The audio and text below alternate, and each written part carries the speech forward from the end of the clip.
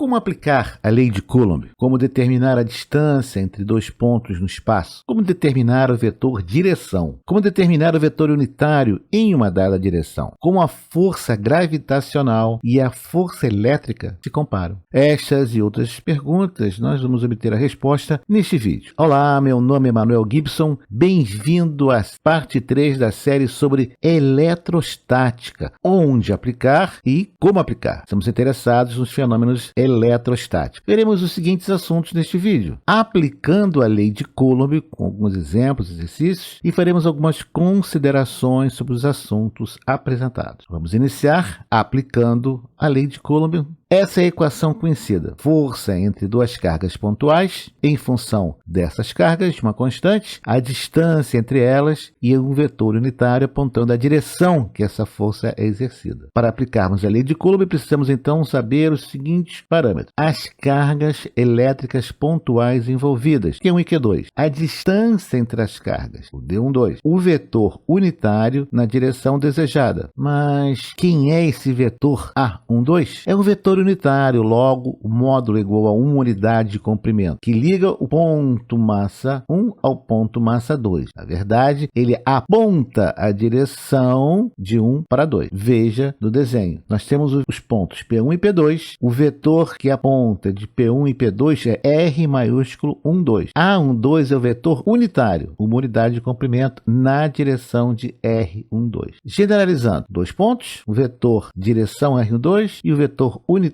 A12, de 1 para 2. A distância entre os dois pontos é D12 ou D21. Vamos calcular a distância entre os pontos P1 e P2? É dado pela equação mostrada, onde nós temos que x1, y1 e z1 são as coordenadas cartesianas do ponto P1, x2, y2 e z2 as coordenadas cartesianas do ponto P2. Observe que por ter o termo quadrático, a distância será sempre positiva. Vejamos agora o vetor de P1 para P2, R12. Interessante que ele tem sentido oposto ao do vetor de 2 para 1, onde I, J, K são vetores unitários. I é um vetor unitário na direção positiva do eixo X. J é o vetor unitário na direção positiva do eixo Y. E K é o vetor unitário na direção positiva do eixo Z. Você também pode ver em alguns livros AX, AY, AZ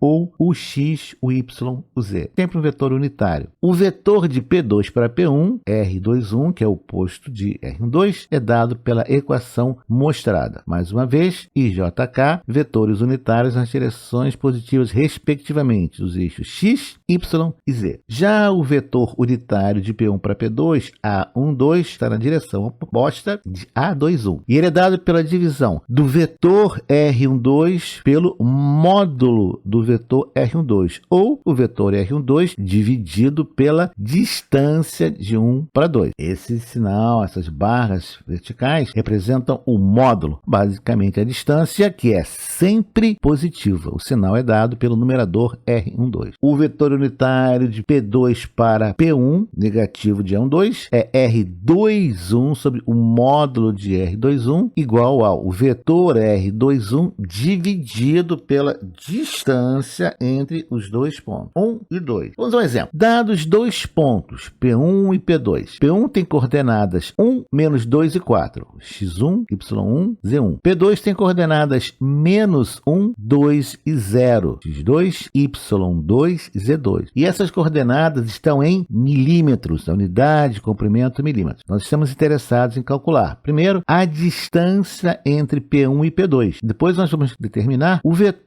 do ponto 1 para o ponto 2. Em seguida, o vetor do ponto 2 para o ponto 1 e o vetor unitário do ponto 1 para o ponto 2 e o vetor unitário do ponto 2 para o ponto 1. Vamos à solução. Nós temos que x1 igual a 1, y1 igual a menos 2 e z1 igual a 4. x2 igual a menos 1, y2 igual a 2 e z2 igual a 0. Vamos substituir na equação. Sabemos que d12 igual a d21, a distância é constante. x2 menos x1 ao quadrado mais y2 menos y1 ao quadrado, mais z2 menos z1 ao quadrado, tudo isso raiz quadrada. Vamos agora substituir. Vejamos, x2 igual a menos 1 e x1 igual a 1. Então temos menos 1 menos 1 ao quadrado. Vamos agora para o segundo termo. y2. y2 igual a 2. y1 menos 2. Ora, 2 menos menos 2, temos o sinal positivo. Então, temos 2 mais 2. Assim também, z1, z2. z2 igual a 0. z1 igual a 4. 0 menos 4 ao quadrado, tudo isso raiz quadrada. Substituindo agora, nós temos menos 1, menos 2 ao quadrado, 4 ao quadrado, menos 4 ao quadrado. Quadrado número negativo é positivo, então temos 4, mais 4 ao quadrado, 16. 4 ao quadrado, 16. Temos raiz quadrada de 36 igual a 6. A unidade é milímetro, então a distância entre os pontos P1 e P2 é de 6 milímetros, porque a nossa unidade é o milímetro. O vetor de P1 para P2, R12, aí está a equação. Vamos simplesmente substituir pelos valores. x2 menos x1, menos 1, menos 1, y2 menos y1, 2 menos menos 2, mais 0 menos 4. Temos agora os valores menos 2i mais 4j menos 4k milímetros. Essas são as coordenadas, as dimensões em cada eixo do nosso vetor de P1 para P2. Então, o vetor de P1 para P2 é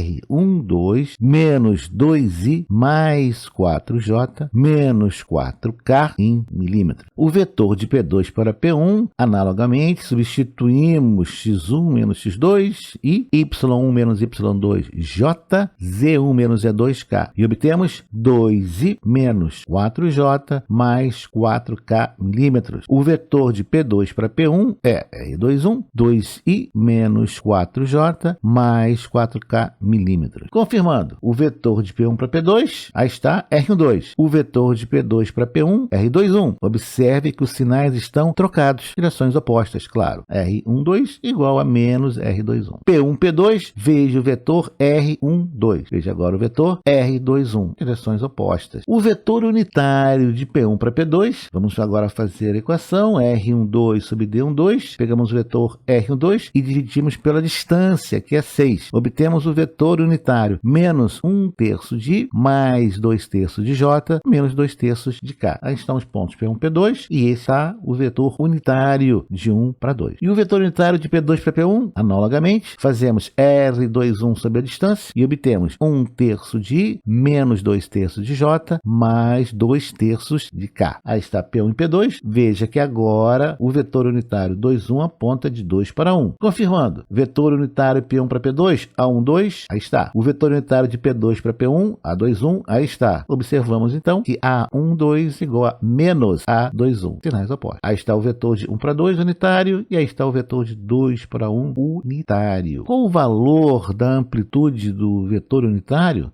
Sim, nós sabemos, é igual a 1. Vamos conferir? Veja o vetor unitário A12. Vamos calcular o seu módulo. Vai ser cada um dos seus termos ao quadrado, a soma deles e raiz quadrada. 2/6 ao quadrado, mais 4/6 ao quadrado, mais 4/6. Temos 36 sobre 36, 1, raiz quadrada de 1, 1. Sim, confirmando que o vetor unitário tem amplitude e, bom, nossa conta está certa. Confere. Vamos ao nosso segundo exemplo. Nós vamos determinar a força exercida sobre uma carga Q2 de 1,2 nanocúlomb devido a uma carga de menos 2,5 nanocúlomb Q1 localizada respectivamente nos pontos P2 e P1. Considere as cargas pontuais e fixas na posição e as dimensões em milímetros. Então, nós temos a figura, os pontos P1 e P2. A força Q2, um sinal oposto a Q1, está sendo atraída para Q1. Solução. Do exemplo anterior, nós temos os mesmos pontos e mesmas unidades. Sabemos que a distância entre as duas cargas é de 6 milímetros. Veja o exemplo anterior. O vetor unitário de P2 para P1 é simplesmente A21, 1/3 de, menos 2/3 de J, mais 2/3 de K. Substituindo os valores na lei de Coulomb, obtém-se F21, K, Q1, Q2, deu quadrado, A21, 9 vezes 10 a nona, nós estamos no vácuo. A carga Q1, menos 2,5 vezes 10 a menos 9. A carga Q2, 1,2 vezes 10 a menos 9. A distância 6 milímetros, 6 vezes 10 a menos 3, ao quadrado. E o vetor A21. Fazendo os cálculos, obtemos 750 micronewtons e um vetor unitário. O módulo da força, 750 micronewtons. Para onde que essa força aponta? 1/3 de I menos 2/3 de J mais 2/3 de K. Essa é uma forma de escrever. Módulo da força, 750 micronewtons. Q2 recebe uma força de 750 micronewtons e a direção é dada por esse vetor unitário. Ou podemos colocar 750, vetor unitário, 10 a menos 6, mas até mesmo multiplicar 750 vezes 10 a menos 6 dentro dentro de cada coordenado vetor unitário. A forma como estamos apresentando mostra o módulo e a direção. Pode simplificar ou pode você usar de outra maneira, tanto faz. O nosso próximo exemplo, nós vamos considerar um átomo de hidrogênio composto por um elétron, carga negativa de 1,6 vezes 10 a menos 19 coulomb, e uma carga positiva, um próton, o elétron orbitando em torno desse próton, ambos cargas pontuais. Este é o modelo do átomo de Bohr do início do século passado. Sabemos que não corresponde à realidade, mas serve aos nossos propósitos, pelo menos por enquanto. Vamos considerar também que o raio médio da órbita é de 1 nanômetro. Determine a relação entre a força elétrica e a gravitacional do átomo de hidrogênio. Então nós temos uma carga positiva e uma carga negativa, lei de Coulomb, mas também temos duas massas, atração gravitacional, e vamos comentar o resultado. Nós temos dados a massa do elétron, a massa do próton. Observe a massa do próton muito maior do que o elétron, por isso nós estudamos eletrônica e não protônica. É mais fácil arrancar elétron do que próton. A constante gravitacional, e agora vamos à solução. Vamos calcular primeiro a força de atração gravitacional. Aí está a atração de Newton, Gm1m2 sobre d ao quadrado, substituímos pelos valores dados e obtemos 1,01 vezes 10 a menos 49 Newton. 10 elevado a menos 49. A força é muito pequena. Vamos agora ao cálculo da força de atração elétrica, lei de Coulomb. Substituímos pelos dados e obtemos 2,3 vezes 10 a menos 10 Newton. Vamos agora fazer a relação entre a força elétrica e a força gravitacional. Força elétrica sobre força gravitacional, 2,3 vezes 10 a menos 10, divididos por 1,01 vezes 10 a menos 49. Vemos então que a relação entre a força elétrica e a força gravitacional é de 2,28 vezes 10 elevado a 39. O que significa? Que a força elétrica é a força gravitacional vezes esse pequeno número mostrado na tela. Ou seja, a força elétrica no universo é esmagadoramente, estupendamente maior do que a força gravitacional. Entendeu? Porque gravitacional é a força mais fraca do universo? Vejamos algumas considerações. Lembra da piada do eletromagnetismo que você nunca sentou em uma cadeira? A piada está certa. São as inacreditáveis forças elétricas de coesão que não permitem que você encoste no que quer que seja. Você jamais tocou em algo, a não ser que tenha sido destruída toda a tua estrutura atômica. Você pode até ter rompido algumas ligações e quebrado o objeto, mas jamais chegou a tocar. Em compensação, a teoria quântica nos ensina que trocamos elétrons com tudo que nos aproximamos, pelo menos estatisticamente. Significa que cada vez que você pensou que você estava tocando a sua amada, vocês estavam apenas trocando elétrons.